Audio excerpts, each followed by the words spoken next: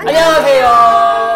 벌써 겨울방학이 얼마 남지 않았다는 소식을 들었는데요. 이제 그럼 겨울방학 때 공부를 어떻게 해야 되는지 고민이 있는 사람들이 꽤 많을 것 같아요. 그래서 오늘은 저희가 특별히 인간과 자기주도 학습만으로 1구 이과 수능을 만점을 받고 게다가 서울대 의대를 수석 입학을 하신 분을 모셔봤습니다. 안녕하세요. 안녕하세요. 안녕하세요. 서울대학교 의학과 19학번 김지명입니다. 수능 만점자랑 처음 말해봐. 나도. 약간 긴장될지도. 그럼 지금부터 저희 진명님이 어떻게 인강만으로 먼저 자기주도 학습을 했는지 한번 파헤치러 가볼까요? 보거링! 근데 1구 수능 만점자시면은 써니도 1구 수능 아닌가? 맞아. 그럼 현역이면은 동갑인 건가? 맞아. 그러면은 종이 오빠만 오케이 하면 반모로 하는 거 어때 우리? 오케이. 이제 말 놓는 거야. 오케이. 근데 우리 1구 수능이 진짜 불수능이라는 말이 많았잖아. 근데 그때 1등급 컷이 국어가 83가 그랬거든. 그 와중에 지금 이과 수학도 만점 받고 상투도 만점 받은 거 아니야? 근데 난 이게 진짜 궁금한데 만점자면은 이렇게 수능을 풀 때 좀 만점일 것 같은데 이런 느낌이 와? 마지막 과목이 생명과학 2였는데 딱 그거 보기 전까지는 이상한 일이 없으면 다 맞지 않았을까 하는 생각을 했어. 그러니까 생투를 볼 때 그 두 문제를 찍었어. 마지막에 그 두 개가 다 찍은 거랑 똑같았던 거야. 와. 두 개를 다 맞은 건 진짜 기적에 가까웠지. 근데 그걸 알아야 돼. 두 문제 찍어서 다 맞추는 것보다 그거 제외한 나머지 다 맞은 게 더 맞아. 그러니까 99%의 실력과 1%의 운이 약간 따라졌다. 말 잘하네. 너 주위에서 수능 만점자라고 했을 때 반응이 어땠어? 진짜 난리 났을 것 같은데. 그니까. 내가 그래도 학교에서 수능 상위권으로 기대되는 학생이었으니까 담임 선생님한테 딱 문자를 보내고 바로 우리 학교 사이트에 공지가 올라왔어. 일 처리가 빠르네. 그 성적이 확정된 이후로는 진짜 그 전보다 인터뷰가 배로 많이 들어오더라고 계속. 그러면 플랜카드도 걸리고 그랬어? 우리 학교에서 정문에 플랜카드도 걸어줬고 그때 어머니께서 식당을 하셨는데 거기에도 플랜카드가 걸리고 이벤트도 하고 진짜? 그런 식으로. 대박이다. 근데 나 같아도 플래카드 걸고 난리 날 난 거야. 셀프 플랜카드. 저 수능 만점자. 나 만점. 그럼 이제 서울대 의대를 정시 수석으로 입학한 거잖아. 학교는 만족하면서 다니고 있어. 그러니까 예과 때는 진짜 공부 부담이 없으니까 그치. 되게 놀면서 많이 만족했고 본과 때도 이제 공부가 좀 힘들긴 하거든. 할 게 하도 많다 보니까 그래도 배우면서 재미있는 과목들도 있고 재미있다고 해야 되는지 모르겠지만 보람차게. 잘 지내고 있다. 보람찬 공부. 너무 좋다. 의대면은 나중에 인턴하고 나서 전공 같은 거 선택을 하잖아. 맞아. 그치? 어디로 갈지 대충 정해놨어? 그건 아직 결정하지를 못한 게 과가 진짜 다양하게 있고 의학의 분야도 되게 무궁무진한데 아직 의학을 본격적으로 배운 게 1년밖에 안 되니까 좀 더 고민해야 할 부분도 많고 해서 그런 거에 대해서 차차 알아가는 단계 정도? 그럼 실제로 너 말고도 수능 만점자가 주변에 엄청 많아? 엄청 많다는 기준이 잘 모르겠는데 일단 우리 학번에는 4명이 있어, 나를 포함해서. 와, 대박이다. 어디 갔나 했는데 다 여기 있었네. 수능 만점이라고 하면은 정시잖아. 평소에 모의고사 공부랑 혹시 내신 공부? 어떻게 했는지 물어봐도 될까? 그런데 사실 내신에서 진짜 내가 그 모의고사나 정시보다 스트레스를 많이 받았었어. 중학교 때는 거의 다 1등을 했었고 일단 내신에서 1등급이 아니라 1등을 했네. 그래서 첫 번째 중간고사 시험을 봤는데 그 등수가 11등으로 떨어진 거야. 2학년 때는 심지어 그 미적분에서 진짜 시험을 보다 말려가지고 55점을 받았던 적이 있어. 그런 부분 때문에도 내신은 스트레스를 많이 받았었어. 그럼 모의고사도 막 성적이 수능 만점 나올 정도로 계속 잘 나왔던 거야? 그러니까 한 번도 만점이 나온 적은 없었는데 만점에 가깝게 나오긴 했었지, 모의고사도. 의대를 가야겠다 이렇게 결심한 이유가 있었어? 내가 중학교 때 백혈병으로 투병을 했었는데 나를 담당하셨던 주치의 선생님께서 자주 와서 설명도 많이 해주시고 또 치료될 수 있다는 그런 힘을 주셨던 분이 계셨었어. 그래서 나도 나중에 내가 의사가 되면 내가 힘들어했을 때 이렇게 희망을 준 그 선생님처럼 되고 싶다는 마음에 그 아팠는데도 계속 꾸준히 공부를 했다는 게 그러니까. 너무 멋있어. 주치의쌤 보고 계신가요? 투병 생활 중에 공부를 대체 어떻게 해? 사실 날마다 컨디션도 좀 다를 수 있고 학원이나 그런 걸 다니기 좀 어렵잖아. 맞아. 치료가 좀 집중되는 기간에는 거의 일주일에 4번도 조퇴를 하면서 병원에 갔었거든. 그래서 그런 거를 인강으로 해결했었던 것 같아. 그때부터 인강을 계속 들었던 거야? 중학교 때부터? 사실 인강을 처음 접한 거는 중학교 때는 아니고 초등학교 때 처음 접했었거든. 네. 나는 항상 그 가게 2층에 있었단 말이야. 학교를 끝나고 오면. 그런 게 안쓰러우셨나 봐. 혼자서 아무것도 안 하고 무료하게 시간을 보내는 게. 엠베스트라는 사이트에 초등 콘텐츠를 어머니께서 추천을 해주셨어. 그래서 그게 내가 처음 인강을 들었던 경로가 됐던 것 같아.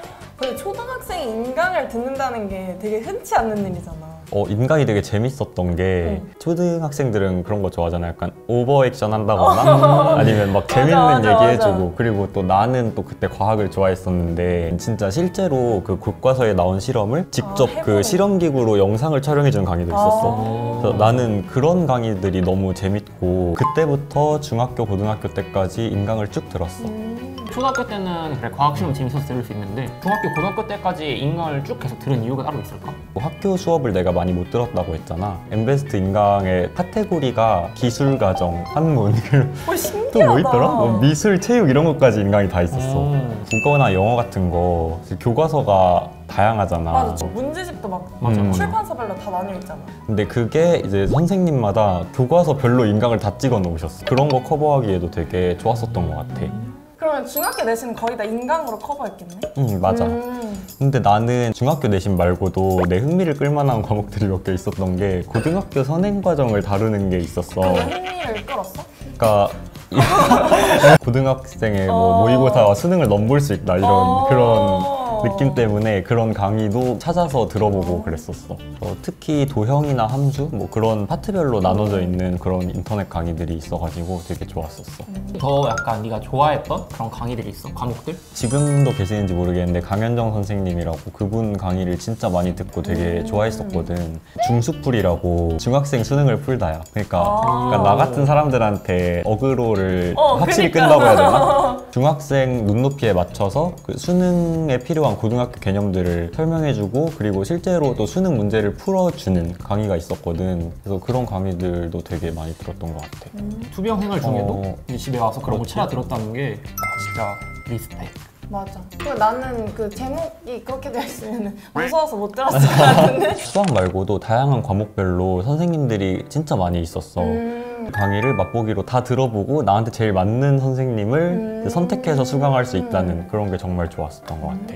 고등학교 공부를 할 때 좀 도움이 됐었던 것 같아. 수학 같은 거 특히 그런 계단식 과목은 미리 기초를 탄탄하게 하고 올라가는 게 고등학교 공부에 정말 중요하다고 생각하고 그러니까 확실히 아직 그 탄탄하지 않아도 일단 해보면은 자신의 부족함을 알 수도 있다. 중학교 때 미리 습관을 만들어두는 그런 부분에서도 되게 중요하다고 생각해. 연습하는 것 같아. 고등학교 공부를 어떻게 해야 될지.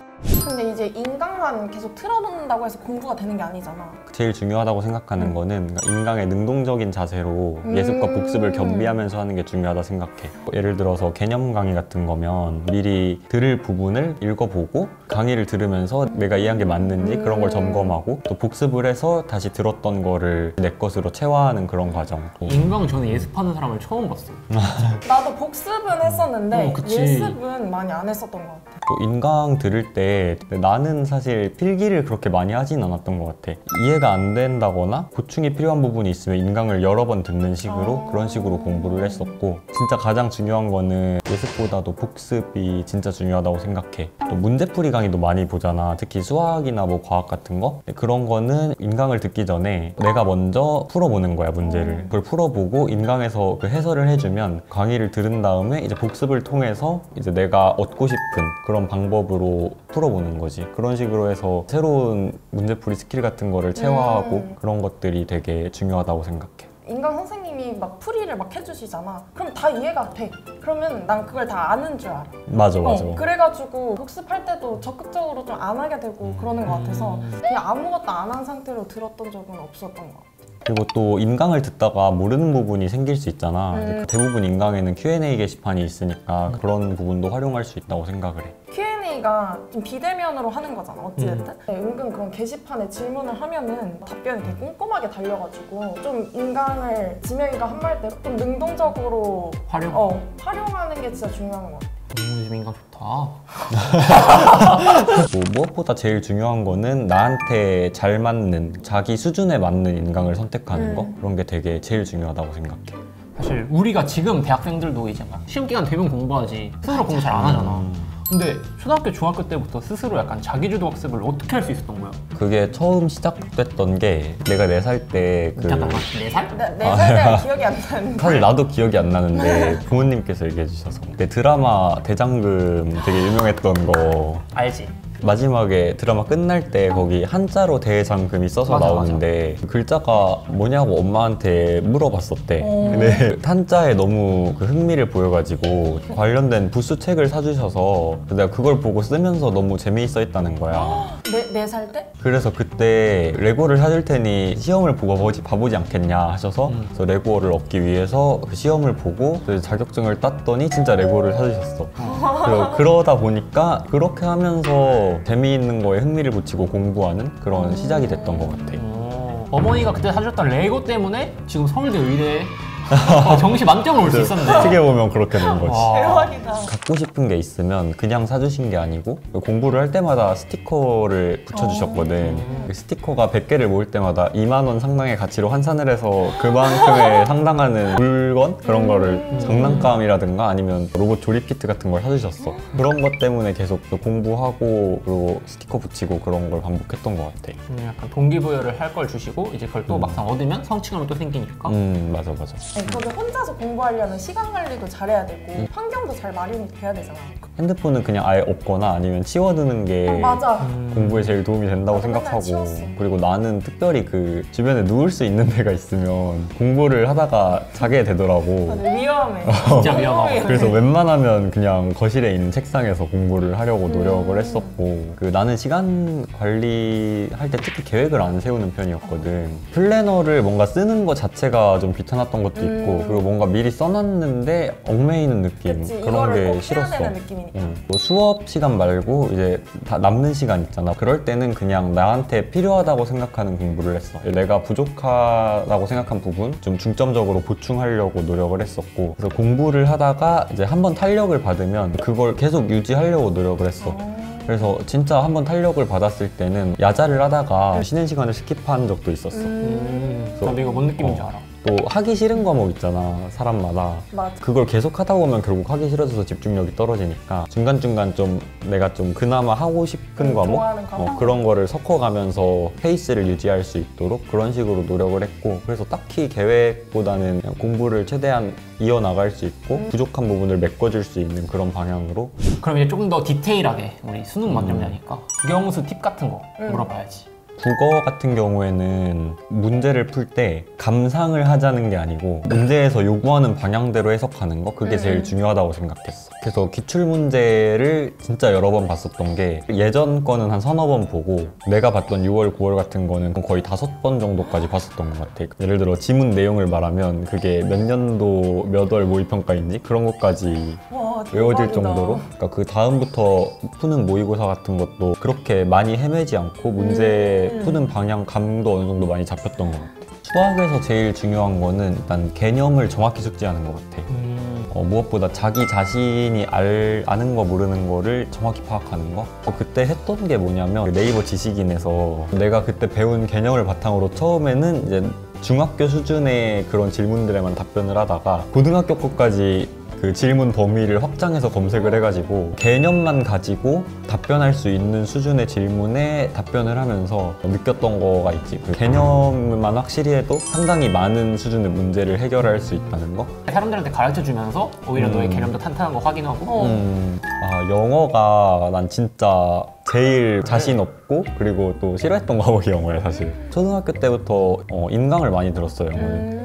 그래서 그나마 그때 영어를 많이 공부를 했어가지고 고등학교 때 1등급이 나온 것 같은데 그래서 단어는 진짜 딱 그 필요한 정도로 외우고 문장의 구조를 잘 파악하는 게 제일 중요하지 않나 싶어.